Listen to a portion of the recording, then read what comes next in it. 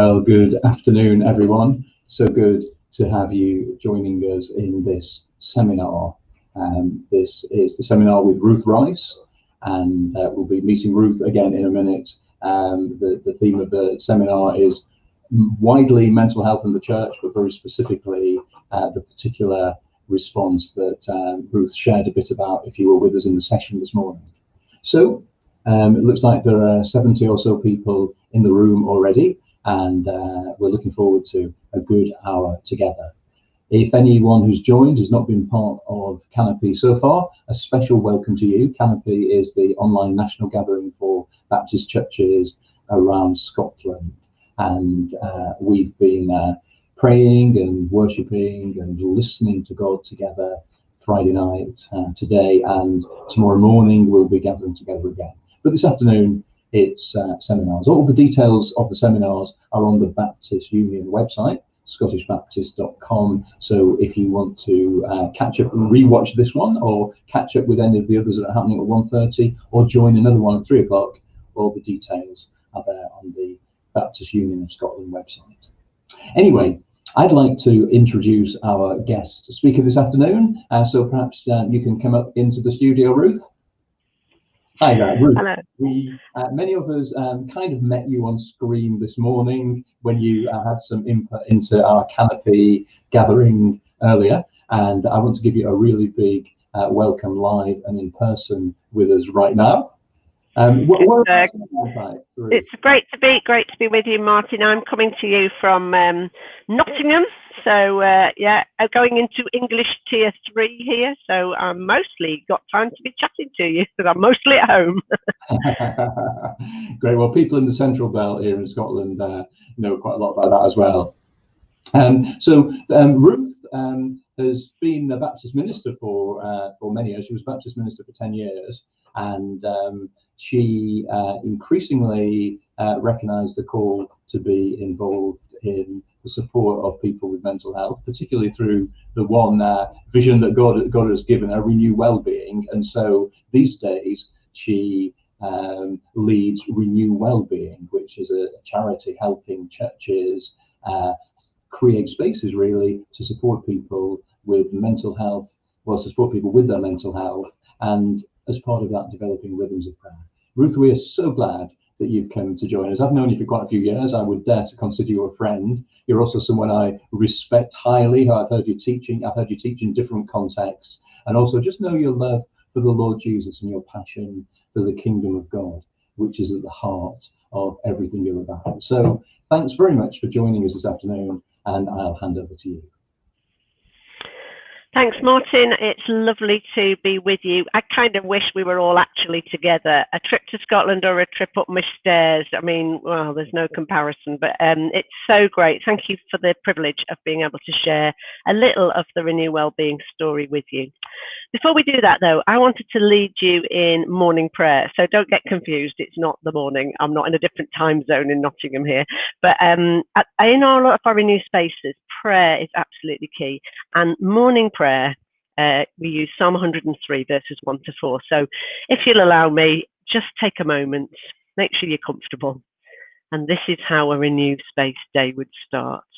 We take a meditation from the Psalm of the week, which today is Psalm 146. And we're meditating on this phrase, he upholds the cause of the oppressed. So just take a moment of quiet, breathing in, breathing out, taking those words. He upholds the cause of the oppressed. And then we take Psalm 103, verses 1 to 4, every single morning, and we've never got bored, and we do this. Bless the Lord, O my soul, and all that is within me, bless his holy name. And I invite you to bless his name, to think of his name. In our Renew spaces, people might speak out a word or a sentence. We keep it really simple.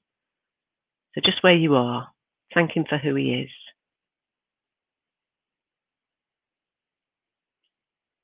The psalm goes on, bless the Lord, O my soul, and forget not all his benefits. So same thing again this time with a benefit. What are you thankful for today that he has done? Something simple and small or massive Let's just thank him. Word or a sentence, where you are. What are you thankful for?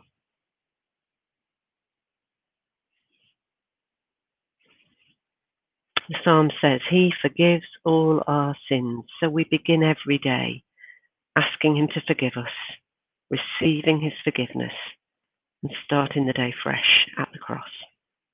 So take a moment for that.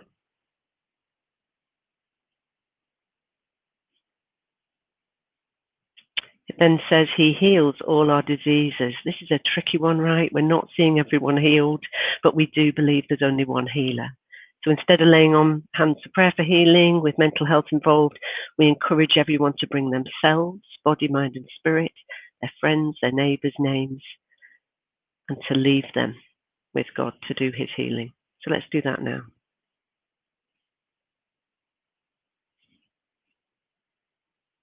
Then the Psalm says, he redeems our lives from the pit. So he, the Redeemer, the Rescuer, the pit, any hopeless situation, at home or far away. I think we can all think of one or two during this global pandemic. Let's, in a sentence, leave what is concerning us most with the Redeemer and ask him to rescue.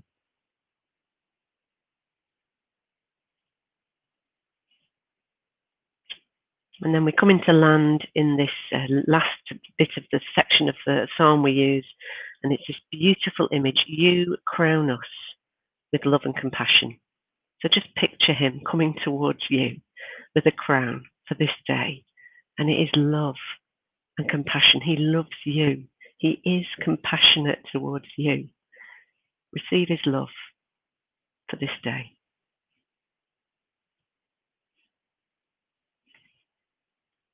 If we were in a Renew space right now, I'd say the kettle is on, the activities are out. Stay in this place of prayer as long as you want to and come and join in when you're ready.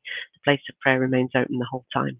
We take a little longer than that with it, and we encourage people to speak out a word or a sentence, and we limit ourselves to just words or a sentence rather than great long prayers so anyone can join in. So just so that you know, the heartbeat of Renew Wellbeing are the rhythms of prayer that we share, and that's kind of how we share them. So how did the story start? Well, if I could have the first slide up, Kevin, thanks. Years ago, so I was a teacher, I was a primary school teacher for 20 years, before I was a minister for 10 years. And it's the year in between those two things that is probably most interesting, because it was that year that I had a complete and utter breakdown. I just want to, before we start, look at this word well-being and what we think well-being is. You'll see on the screen right now, there's a little seesaw at the top, not very clear words, but I got this out of the Journal of Wellbeing, which is a sort of more medicalized way of thinking about our mental and emotional health. So I'm going to be talking about well-being, and you might be saying, why is she not talking about mental health? I don't mind talking about mental health at all, just like I would talk about physical health. It's just that very often mental health has become synonymous with poor mental health. So we say, oh, it's got mental health. We wouldn't say, oh, they've got physical health, but we seem to have decided that mental health is synonymous with poor mental health. I want to think about well-being because that affects all of us. Some of us might rule ourselves out of the mental health conversation and think it's about poor mentally ill people. I actually believe that this is a leveler. The language of our mental and emotional well-being is a leveler. We all have mental and emotional health needs. You may, like me, have your own lived experience journey, or you may have people you know, but all of us are affected by mental and emotional health. So we use the term well-being because I think it's a good translation of the word shalom that we usually translate peace. Well-being is much more whole. So back to the seesaw. This is the medicalized model, and for everyone who's copied it down whilst I've been talking, it can scribble it out now because I put it up there as an anti-example. I don't really like this model that says well-being is this tiny little point in the middle of a seesaw where if we get our lives in balance, so on one side it says resources and on the other side it says challenges. So if we've got extra challenges, mental, emotional, physical, then we just need more resources and we will have well-being. My trouble with this model is that when I had a breakdown, on the resources end of my seesaw, I had the Father, Son and Holy Spirit and all the resources of heaven. I was already a Christian. I was a Christian leader. And yet I experienced absolute burnout and breakdown. So I had shame about it. I couldn't talk about it. I hid it because I thought I should be in balance. Jesus must be the answer. And he is. But actually, I haven't got other good habits in my life to help keep myself in whatever that means, being in balance. Now, along the bottom of that screen, you'll see what's called the 5 ways to wellbeing, which I do like. I heard about these when I was dealing with mental health teams and stuff, when I wasn't well and when I was helping other people in the church who weren't well. And these are well-researched ways to help with your well-being: connecting, getting active, taking notice, keeping learning, giving. There's about 10 years ago that some research was done with government support, and those were the things that people all said helped with their well-being. Now, when I saw those, I thought, that's what churches have been doing for centuries. We connect, we get active, we take notice, we learn, we give. So the thing that is missing in society is present in the church, but where is the connection? Where is the language of well-being as a prophetic sort of living out community of well-being? Where's the church taking its place at the well-being table? So my own story, just the next slide, please, is about how I got myself in the state I was in. I talk about the cup of my life. I love this kind of image that your life is a bit like a cup. And whether it's empty or full or dirty or whatever, that it's being held in a bigger story, that God's hands are around that cup. There's a beautiful book by Joyce Rupp, R-U-P-P, called The Cup of Our Life. And she sort of talks about inner habits that fill our cup again. So I was one of these people where the cup was always full to overflowing. I brought up in a brethren household. Busyness was next to godliness. And my Christian life was busy too. As a teacher, 3 kids, husband, loving it, living it large. Did not spot the cup was just emptying out. I'm not saying that everybody's mental and emotional health issues come via their own behaviour. They definitely don't. Illness is illness, and a lot of illness needs proper medical treatment, proper therapies, proper medical intervention. For me, I made myself ill. I overworked, I under-rested, and a lot of that was my understanding of what I was as a Christian. And so actually being part of church made that worse, not better. My prayer life, my Bible study life, my serving other people life was all very busy. And I think deep down, I was trying to make God pleased with me in some weird way. And so this year of mental ill health and burnout, it was a real shock to me. I felt really ashamed by it. I couldn't really go to church because everybody wanted to pat me and pray for me. And I just didn't know how to answer there. How are you now? Are you all right now? I called it guerrilla praying because I didn't really ask people to pray for me, but we didn't really have anything else. We're a charismatic Baptist church, and that was what we did. And it was out of love. I know it was out of love. Just didn't feel very safe to be there. And so I got more and more isolated, and it made me realize that the cup that was needing filling again would need filling in a different way. I came across the Psalms. I mean, I know I should have known about the Psalms. I've been a Christian for years, but I hadn't engaged with them in any way until I wasn't well. And then they became precious rooms in which to hide. You know, the prayer language of the Psalms means it is okay not to be okay. There are times when that was the only thing. And I would take a whole psalm, but I couldn't hold the whole psalm. I could only hold a phrase because I couldn't remember it. My head was all over the place. But I'd fill my cup in the morning with that phrase. I'd sit there with the cup, and I'd just sit until I realised the world was still spinning on its axis, and it wasn't me making it do it. There is a God, it isn't me.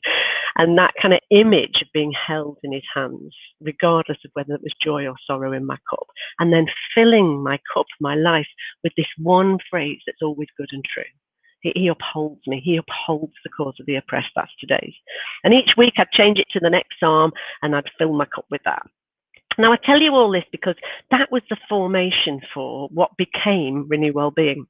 It was about my life. It wasn't, what can we do for the mentally ill people? It was, I need to live better within my own skin. I'd come to find retreat centres that were helpful with these rhythms of prayer, like Psalm in the morning, like we just did, Lord's Prayer at lunchtime, at the end of the day, this rewinding the day with God.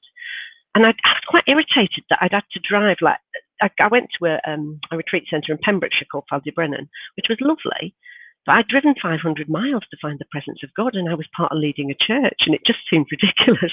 But what are we doing if we're not hosting the presence of God in a way that brings health and life to our minds, our bodies, our souls, and to our neighbourhoods?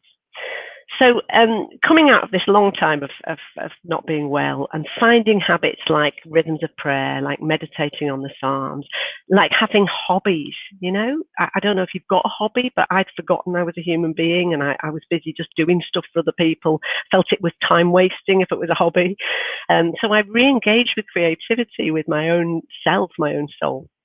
But what I knew I needed was to do that in community. I'm not good on my own. I don't think any of us are. And I needed the church to understand and come on the journey with me, for our place to be a safe place for people who weren't okay. I was meeting loads of people who were much worse than me, who had much longer journeys, who'd really struggled and weren't finding community to belong to whilst they were getting help for their mental health. And I longed for the church to be the safest place for the most isolated and anxious person. And so Renew Wellbeing was born. So next slide, please. We came up with this idea of having a quiet shared space where it was okay not to be okay. And the first space was here in Nottingham on the High Street, Renew 37, because it's 37 Abbey Road. It's next door to an existing tea shop. And that tea shop was run by these ladies who were not Christians, but they're what I call people of peace. And they invited me as a minister to come and sit in their cafe and talk to people who were lonely. They asked me to do that. And then this unit came up next door, and so we knocked through between the two. One half was an existing business that we weren't running, we didn't need to, and the other half looked like a cafe, but it felt more like a shared front room. Came in through the front door, join in any activity. It's not us, the church, thinking of activities for the poor people. It is everybody coming as a human, bringing a hobby, sharing a hobby. Any faith and none, no proselytizing, just be present. And then we had the prayer space a bit further through. I'll show you that in a minute. And we'd say to people at various points in the day, we're going to do a prayer now. You're welcome to join us. You don't have to. Prayer space is left open. And the very sort of normalizing of the presence of God in the place meant that people could edge their way in and become part of this story of peace that we were trying to live out. And so just the next slide will show you the three principles that we worked on. First principle, there are three: being present, being prayerful, being in partnership. So firstly, being present. This doesn't look very much different to any other kind of drop-in, does it? This one is in Northampton, in St Giles in Northampton, just to show you don't need a pretty tea shop on the high street. You can do this in an existing church building. Yes, this is pre-COVID, but we have worked out how to be present. I'll talk to you about that in just a moment. Being present, showing up, sitting at table, not one side of the counter and the other, but everybody being human together. You might bring along something that you've been doing on your own at home, just so you've got some company to do it with. You might bring along something that other people can learn with you and share. Jigsaws are popular and colouring is popular and upcycling furniture is popular, but it's as varied as the people in the room. You see, the belief behind this is that, Ephesians 2:10 says, we are God's masterpiece, recreated in Christ to do the good things he planned for us long ago. So when people walk through our doors, we're not saying, right, what's your diagnosis? Well, how can we treat you? Right, we can give you 6 weeks of help. And people start being completely determined by the one thing that's wrong with them. When you're not well, it becomes so large in your sight that you can't see anything else about yourself. So we tend to go, I'm sorry you're going through a tough time, but right here, right now, is a place for you to attend to something that helps with your well-being. It's a strengths-based approach. I think it's a safer offer for the church than trying to fix people who aren't well. I think to say, actually, we don't mind. We accept you as you are. We're not going to try and fix you. It takes the pressure off. It's not that we don't hope people move on from a place where they're really feeling broken, but when people are going through long-term loss or grief, or they need a place to be where it's okay for them not to be okay. So if you're coming to a Renew space and being present and showing up, it just looks like that. It's not rocket science, is it? Put the kettle on. Doesn't have to be a cafe or serving stuff. If you can partner with an existing cafe and people bring their own stuff in, all the better. Keeping it really simple. Now, at the moment, global pandemic, the only place that is operating Renew centres as they could and should be is the Isle of Man, and it's spreading quite quickly over there because they're COVID-free. For the rest of us, we're doing the best we can. There's a Yorkshire expression, I don't know if you've got a Scottish one, which is out is better than nout, which means something's better than nothing. So at the moment, we're saying, If you can be present on Zoom, we're showing you how to do Zoom renews. They're not great, but they're better than nothing. If you can't be present in person because you're here in England, it would be like a level 3. So you're level 4 and 3. If you're in those levels where it's not safe to be showing up, then we can help you get online and do some groups where they're safe enough to invite people into, where people can come who they're not part of the church, but they do need somewhere to be, as well as people who are part of the church and need somewhere to be. So being present, really, really important. Just showing up, just being there. If you're in a place where you can do in-person stuff, but there are some limits and restrictions, then maybe 6 people is a good number. I mean, I love what Brian was saying earlier on about small, because we've been saying this for ages.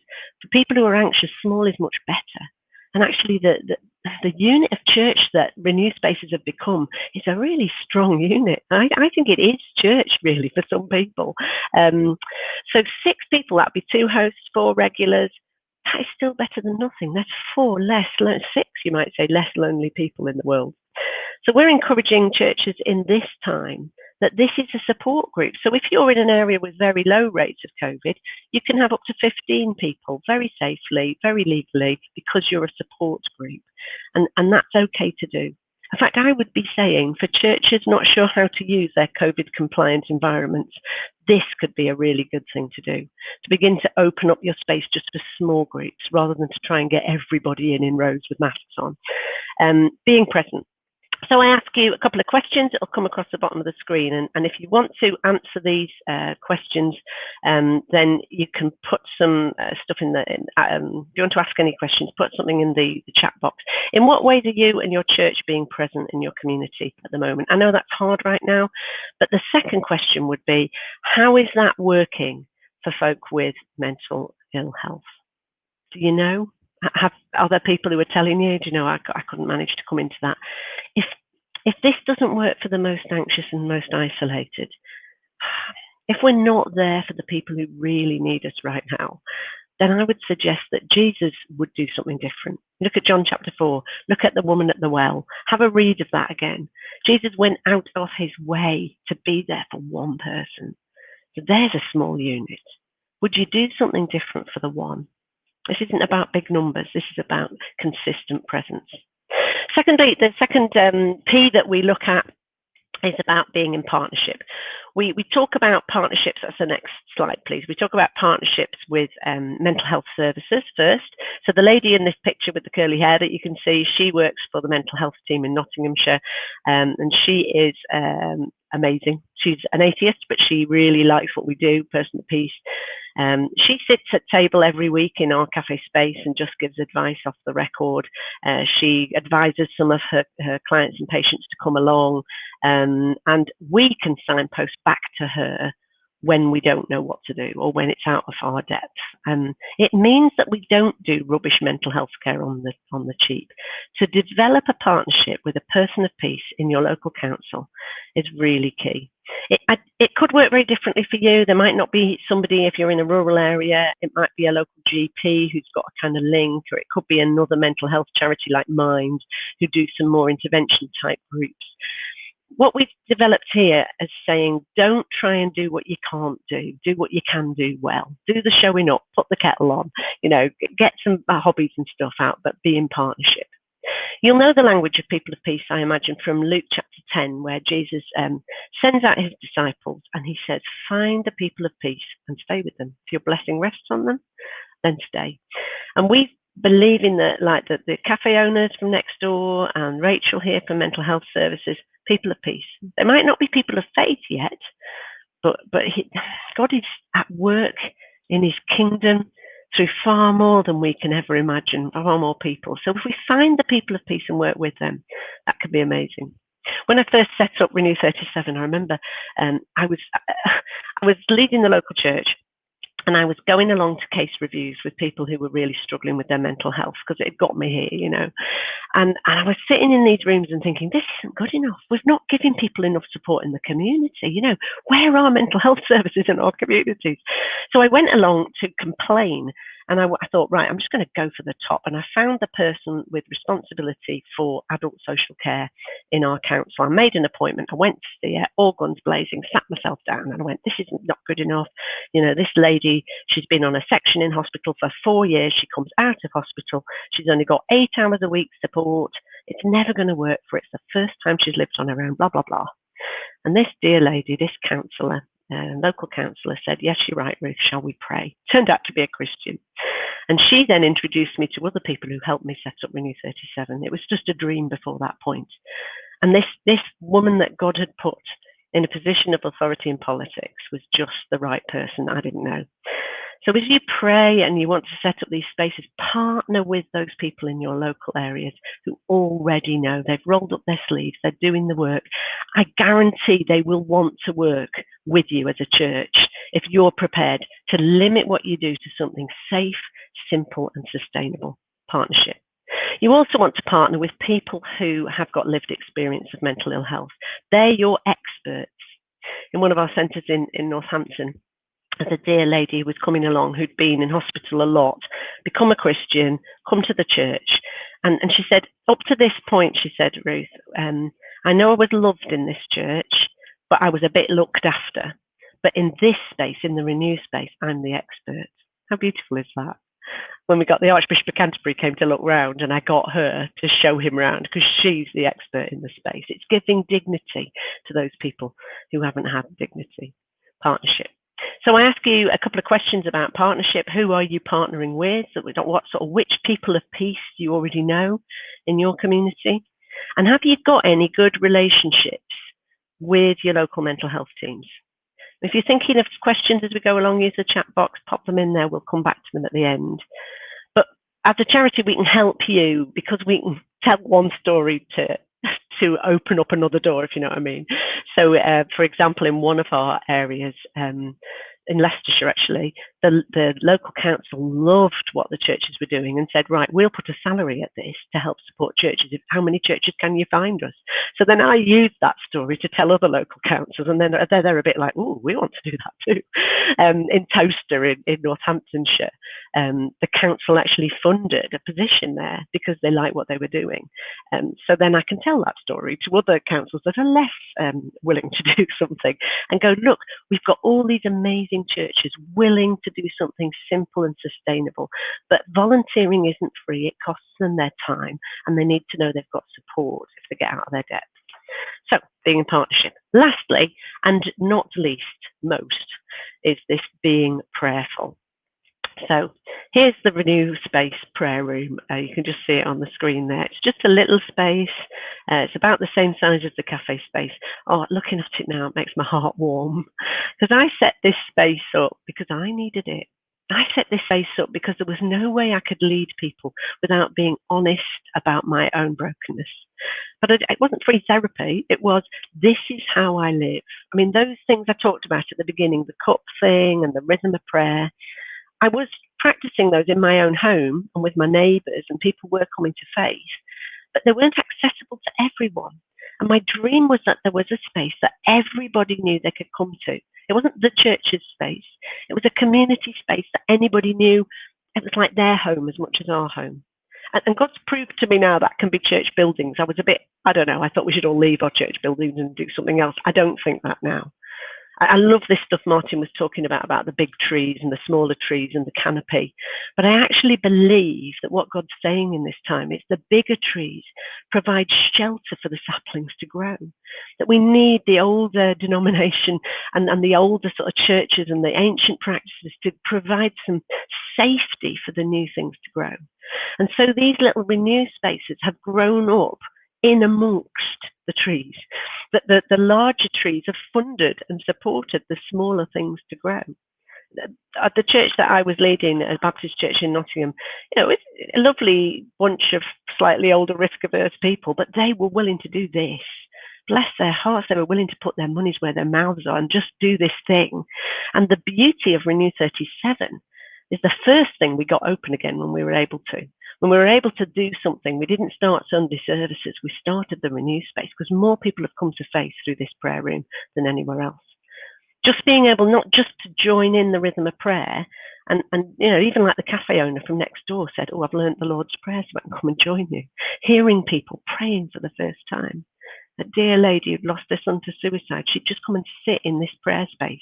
She'd light that little candle, which is a battery operated one, but she found that helpful because the prayer space was left open all the time that the social space was open. Sometimes we separate our prayer habits from our social habits, and just need to keep our prayer stuff right next to each other. We need to have opportunities for people to experience the presence of God. Not that we're the experts who'll pray for people, but that we invite people into learning how to pray. Teach us to pray. That's what the disciples learned. I was saying this morning, wasn't I? By Luke 11, when they'd followed Jesus a while, they realized his secret. Lord, teach us to pray, they said. I think I'm still saying that now. We need to learn to pray. We need to learn to open up our prayer habits and our prayer spaces to people who are desperate to pray. And so you're welcome to help yourself to all those prayer habits. I just ask you, some questions come up on the screen again. Have you got prayer habits that are good for your well-being? Do they work for you? Do they bring you into a place of peace? And could you imagine yourself practicing those prayer habits with other people? What prayer habits could you imagine yourself sharing with your neighbours or your friends? Those are the ones that will work in a prayer space like this. And so, before I get some questions and comments from all of you, and things that might be helpful, get into a bit of discussion. What happened next with the charity was interesting because we'd set up this one space 5 years ago, 4 days a week, just me and a couple of friends out of the church who got it. But now there's, I don't know, upwards of 20-something hosts who are running that, and it's just going really well. I moved away from the church when I stepped away to set up the charity so that they could get on with their life without us. And 3 years ago, we set up Renew Wellbeing as a little charity because other church leaders were asking me to help them to set up this space for themselves. Mostly because they'd seen my own life and the way I'd run myself ragged, and then they could see the change in me and the change in our rhythms and the way in which actually quietly and slowly this looked more like revival than anything I'd ever seen before. The people who were coming to faith were maybe some of the most broken people, but the change it was having on the church, the life of the whole church, was just a beautiful thing to see. And so we set up to Renew Wellbeing, and with the help from Cinnamon Network, and 3 years ago we started helping other churches, basically by word of mouth, anybody who wanted me to come and visit to talk about what we were doing, and then we'd look at the Be Present, Be Prayerful, Be in Partnership. But actually we got to 50 cafes nationally by lockdown. So when we got into March in lockdown, it was devastating to have to shut all our cafes, and that's what we said, we said, oh, we're shutting. But very quickly God taught us how to move online, how to still be present, how prayerfulness runs all the way through. Our partnerships still need developing. It's just presence that moves platforms. We can be in person or we can be online, and we're still going to be present. This is doable even in a global pandemic. And maybe God's calling us into those smaller things that prioritize the needs of the most vulnerable. Some of our centres are a very creative one in Doncaster that's in a disused betting shop that they've sort of repurposed as a review centre. One in Northallerton where they've taken 5 churches together, they've put their money together and they've taken on a place on the high street, and they've put Renew at the heart of it, and then all their service-led things like food banks and stuff there as well on the premises. One in the garden centre in Worcestershire, which is run by people who are not Christians, but just like put a prayer space right in the middle of it. And we keep learning from each other. We're not a training charity so much as a network of those who are learning how to do it by doing it. And so we review every 3 months. We've been able, in lockdown, to now be working with 140 churches because we've put our training online. So if you want to join in with this, you'd be very welcome. We haven't made it into Scotland yet, so this is really exciting for me because I think in Scotland it'll look different again. I think in your soil things will grow differently, and I'll be really excited to work with you on that. So how do you get involved? I think there's a little slide about this. Might be better to put this one up bigger, Kevin, if that's possible, and me a bit smaller. Yeah. So connect with us. You've already done that just now. These are the 5 ways. Learning, join a webinar. So what I've just done with you today constitutes the webinar that normally churches come and join us on a Monday. We do every Monday at 11 o'clock. There's this webinar that I've just run. So if you missed it or you want to do it again with me, you're very welcome to register with Mandy at renewwellbeing.org.uk and do that. Once you've done this one and you're really interested or you fancy learning more, then if you drop us a line, either me at ruth@renewwellbeing.org.uk or Mandy at renewwellbeing.org.uk, all those are on the website, we will give you the code for the resources page on the website, where there are 3 free training videos where it trains you in being present, being prayerful, being in partnership, and some questions for you to work through as a team yourselves. You can do that on Zoom, or you can do it in person, depending on where you are. And then you do it. And it can take an evening or a month or a year. The timing's up to you and God. And then once you've decided that it's something you might like to do, you get back in touch with us through the website, and we will meet with you on Zoom as a team and help you get started to get your sort of trial period in place.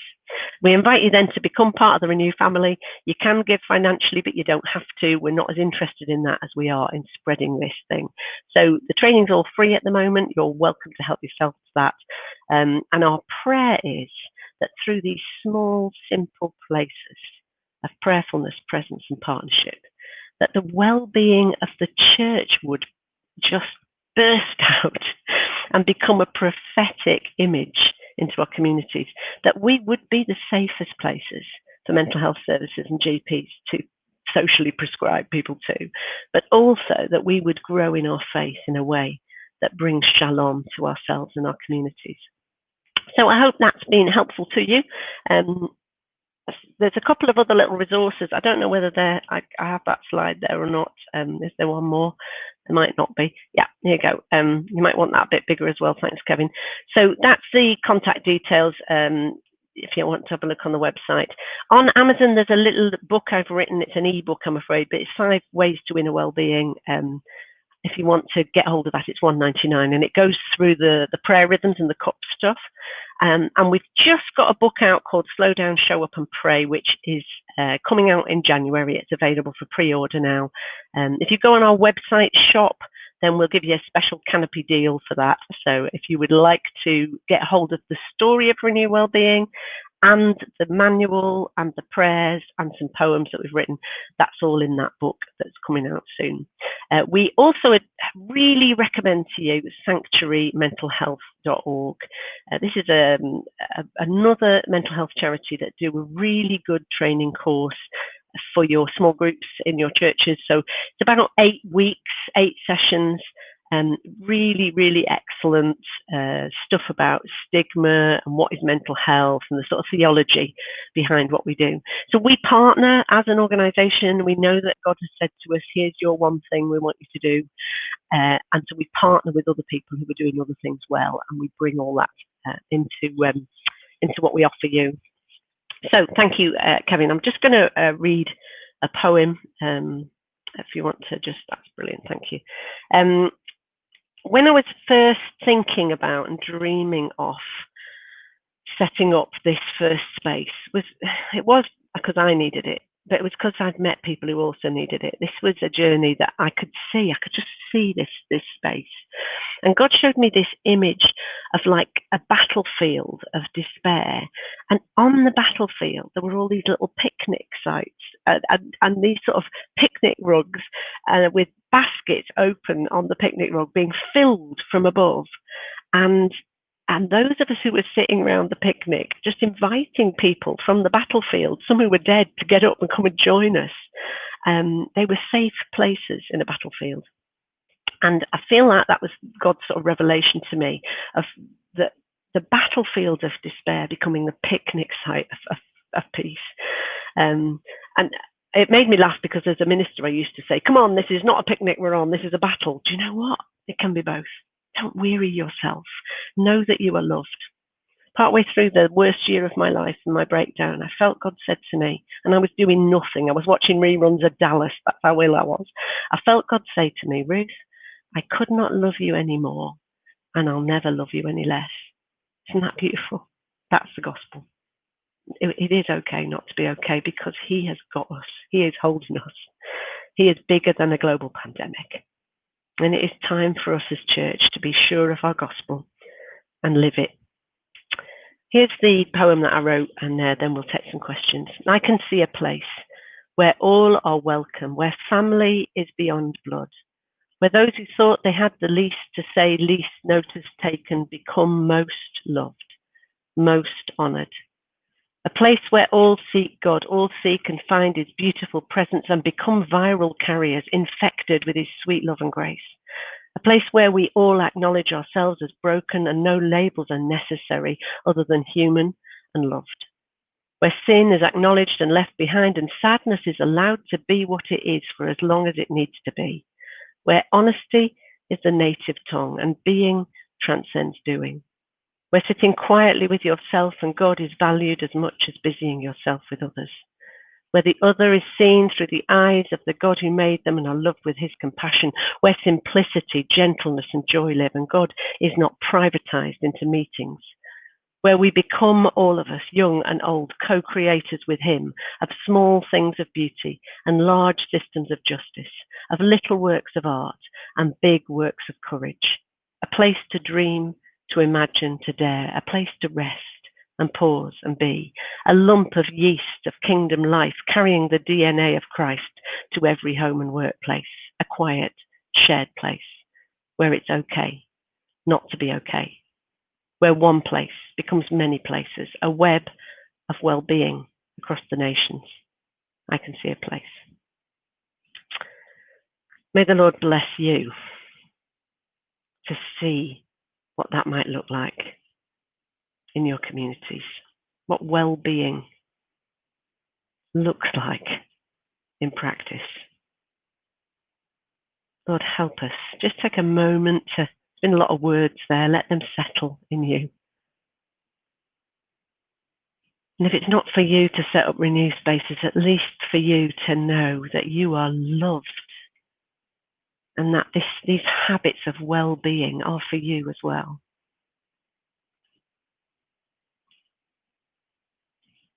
Lord, I pray for good partnerships, for good presence, for good, beautiful prayerfulness across the churches of Scotland. Amen. If we just bring Martin back in and see what questions there have been, if there have been any. If not, you can all just log on to the website and set up a Renew Space. Go. Well, Ruth, thanks. That was absolutely terrific. Really powerful, really personal, and really practical. I've accidentally found 3 Ps there. Oh, well done. So a question has just come in. I'll just say to everyone, if you want to put your questions in the live chat now, that's great. There has been a bit of spam coming through there, but we have got someone on it, and you'll see that spam deleted. So don't be afraid of using the live chat. Josie says, thank you. Did you find problems convincing any in your church to take a back seat in this safe space? How did you read those people who wanted to fix others? Yeah, Josie, good question. Do you know what? When I first set this up, I had in my head the people who would be really good at doing this thing. And God just blew my mind with the fact that we're none of us okay.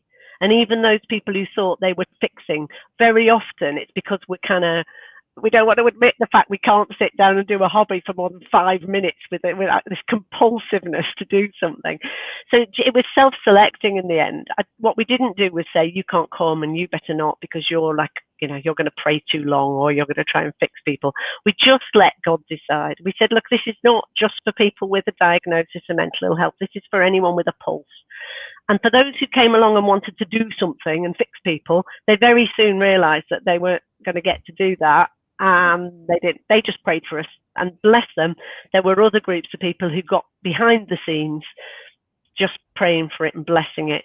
But really, it surprised me, some of the people for whom the space became very healing, because there's a lot of us who, we're self-medicating with busyness, really. And so for many, and church leaders included, just to have to learn from those who know more about well-being than us, those people we might patronize or think are mentally unwell, they probably know a thing or two about how to live well in your own skin, because all the rest of the stuff has disappeared. So actually, I didn't convince anybody. We just modeled it, and we stuck really closely to what we said the space was for. So if somebody started praying a great long prayer, we would cut it short and say, sorry, a word or a sentence only, please. So the people who wanted to pray great long prayers had to go and do that somewhere else. So yeah, we kept a really simple brief and let people come and have a look at it, and we grew it really slowly. And yeah, I don't think we didn't have a massive problem with the fixers then. Thanks for that, Ruth. Quite a few messages of appreciation here, just saying thanks to you, Ruth. And this is Norman saying, thanks very much for food for thought. Hopefully churches can get involved in this and not just endlessly talk about it. Yeah, I think I know kind of what you're talking about here a bit, Norman, but I wonder if I can kind of slightly turn that into two questions for you, Ruth. One of which is, talking about it is probably actually not a bad start for some of us, because we've got better generally in society, I guess, about talking about mental health over recent years, but we're probably still on a bit of a lag in the church. So I suppose the first thing I want to kind of bring out from Norma's remark is, do you think that Renew spaces have more widely helped churches to talk about mental health? Yeah, yes, I think so, because I think you're not in that hurry after the service, before the service, in a group where you're fearful that if you say something about something you're struggling with, everybody pounces on it as something to try and pray for. In a renewed space, you kind of assume that people aren't okay, and unless somebody absolutely asks you for help, in which case you might offer them a blessing, you're not going to get ambushed. And so you are able to say, do you know what, I'm really struggling with this. And somebody else will go, yeah, I was too. And so in general, it's softened our conversation. And weirdly, what we don't do is say, right, tell us about all your mental health stuff. Because like sometimes people, because I was a minister, they'd go, right, I'm going to tell you all this stuff now, Ruth, because you'll have the answer. They started learning that I didn't have the answer. That actually, I'm going to say, oh, that's so awful that's happening for you. I'm going to say a prayer for you, and then let's do this jigsaw. And so actually, it in some ways it helped us talk about our mental health, and in other ways it helped us realize it wasn't the only thing about us. So yeah, and absolutely, this not just endlessly talking, even about what is wrong with us, but finding ways to improve our well-being by sharing those habits with one another. Thanks, that's great. And I guess I'm going to merge the second part of the question that was coming into my mind from Norma's remark, is really about how difficult is it to set up a Renew space, or how many people do you need? And I can see here that Cameron's asking, you're saying, thanks for this, very helpful. Are the volunteers mental health first aid trained? I think there's a question about, the number of people you need and the kind of training that's needed. So the beautiful thing is, I've got no problem with mental health first aid training, but it feels to me a little bit like we're a bit panicky, so we feel like we need to know things about people's mental health. If we're not going to ask people for their diagnosis, we don't necessarily need to know what their treatment is. And so I sometimes feel like it's a bit like we're all triage nurses in a hospital with no doctors if we start asking for what's wrong with people and we don't know how to fix it. So we don't necessarily say you have to be first aid trained. Not a problem if you are, because we're going to talk to our partners about intervention. What we're doing is prevention. So it does mean if you're a little church of 4 people who can just knit and you feel like you can't do anything and you might have to shut, you can run a Renew space. All you need to do is have a pulse and be willing to listen. So right with somebody's physical health, you wouldn't say, right, you've got physical health problems, I better learn about all the physical health problems so I can diagnose you. And you would just ask, oh, is there anything I need to know about that? Is there anything I can do that would help you? Have you taken your medication today? So everything, I know nothing really about mental health except my own. And everything I know about other people's is they're willing to tell me. And then it's fascinating to learn. And I feel in awe of people who get up in the morning sometimes. What an act of warfare that is, just to get out of bed. And instead of feeling like I better know about all the problems to fix you, it's like going, how amazing. Thank you for telling me about that. I'm glad you're getting some help with it. And if you're not, here's a number of someone you can ring to get some help. That's not what we offer. I hope that helps. That's really good. And Andrew here is saying, which I suppose is a related question, then how do you keep the vulnerable safe? Because I think we recognise in you, there's a kind of a real maturity, a pastoral attentiveness. But in general, in a situation like this, how do you keep the vulnerable safe? Yeah, and if we acknowledge that we're all vulnerable, then we make sure the place is the safest place, and I call it place or online conversation. So what we've worked at together with 50 centres putting all their ideas in, with us learning the hard way, we've worked out how to make safe spaces sustainable. And it is because we simplify everything. We put a set of values up at the start of the whole thing. They're available for people to see. And if people don't stick to those values, they don't come. It can't be for everyone. If somebody's manipulative, you just ask them not to come. This has got to be safe for the most anxious person. So it's not, well, anything goes. It is, we're going to host this space in such a way that it is simple and safe and sustainable. And we get the risk assessment, and there's guidance on how to update your policies around safeguarding.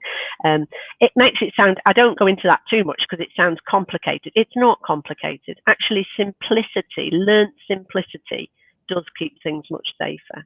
And being willing to say, I'm sorry, I don't think this is the right place for you. We've only had to do that 3 times in 50 centres, because what we offer is so simple that anybody can learn how to treat people with respect within it. So it is interesting. And recognising our own vulnerabilities as leaders, that we're not trying to answer everything. I think that helps too. Thanks, Ruth, thanks. And it's really interesting how often Renew spaces tend to open or meet. Someone saying, how many days a week do the safe places open? And related to that, Stuart's pointing out, I think it's needed churches to talk about mental health issues, even if there's a cafe. He says if there's a cafe for it once a month, we kind of need more than that. So I guess there's quite a question around that. How often do you open, but also... Yeah, I think if it's less than once a week, it's not Renew Wellbeing. And the reason we say that, because you're absolutely right, Stuart, once a month is still better than nothing. But the reason we say for Renew Wellbeing it's at least once a week is because we are our target audience, if you like, the person for whom we want it to really work is that person who just has nothing. That we are meeting people who have nobody that even calls them by name. It breaks my heart, actually, that they haven't heard their name spoken all week. So for people who've got stuck and trapped in their own, they need to know you're going to be there every week, the consistency of presence.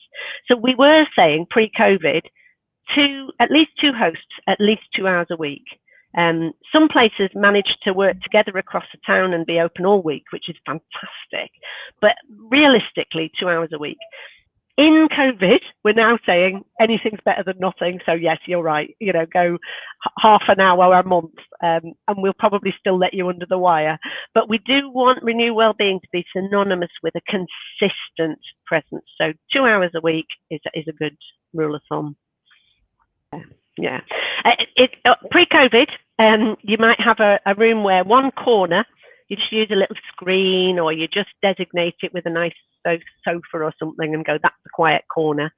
So we have had these spaces working in existing coffee shops where the coffee shop owner has just said, you can use this space on a Wednesday, we're not busy, have it. But it's only small. So we've had a couple of tables of activities and one quieter space, as long as there's an option. Now, the problem at the moment is you can't encourage people to be moving around too much if they're in a space with 6 or 15 people because of the pandemic. And so what you might have to do there is say, actually, we can't have our quiet space at the moment, but we're going to do prayer at the beginning and prayer at the end, and we'll give you absolute ample opportunity to leave if you don't want to come.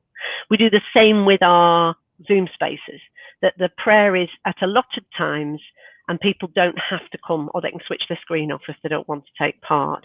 So the great thing is we've got so many places where they're willing to share what they're learning, that if your situation's like someone else's, we can go, we can learn from each other across denominations, across nations. How good is that? I just love that this is the small making you feel like you're part of something really big. It's not just you struggling on your own. So if your stuff, Michelle, if you were having a situation and you thought, oh, I don't know, we could put you in touch with someone else who's got a similar sort of setup, and you could learn from that. Thanks, Ruth. Emily's saying, thanks for your lovely answer. It moved me to tears. And Tina asked, where can she get a copy of your poem? Yeah, in the book. No. The book. No. It's a bit of a launch for me to have written this book. It's a really scary thing to do because you're like, it's a new thing for me as well. So please, if you would like to get hold of the book, please do. But if you'd like a copy of the poem, I can get that to you through Martin, or if you let me know, Martin, what's a good way for me to share that poem with people that have been, I'll just type it up and stick it in.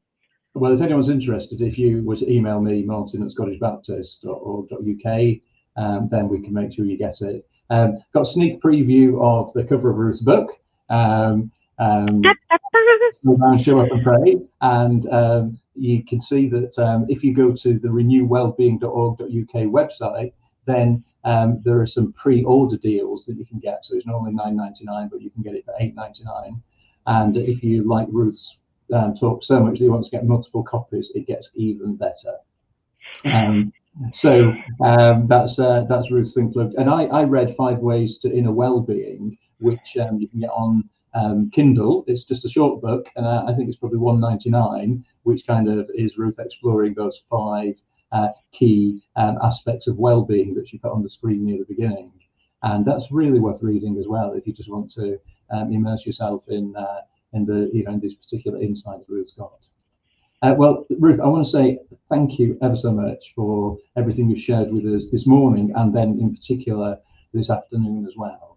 And I'm very struck by the fact that there are Renew Spaces hosted by churches in England and in Wales and the Isle of Man, but not in Scotland yet. And I kind of feel this is one of those moments. This is one of those Kairos moments when we've come together, we've got you with us, and I think there are churches in Scotland and certainly churches in our Baptist network of churches for whom this is very timely, and God's speaking about this at the moment. So I kind of hope that, in fact, more than hope, actually, I believe that this is the beginning of Renew Spaces in Scotland.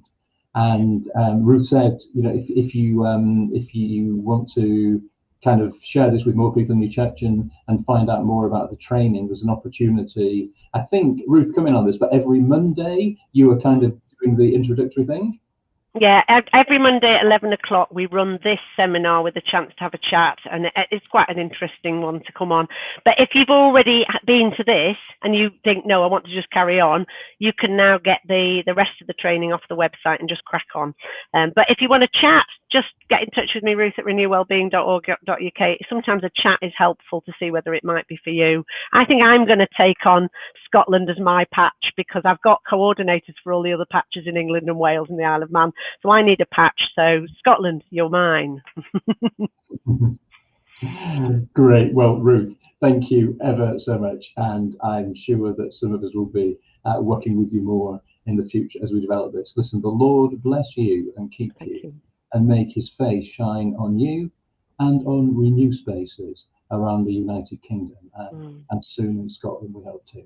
Thanks ever so much, Ruth, and thanks everyone for joining us this afternoon. If you want to take in a second seminar, there are 3 more seminars available 3 o'clock, and you'll find details of those on the Baptist Union of Scotland website. Thanks, and bye for now.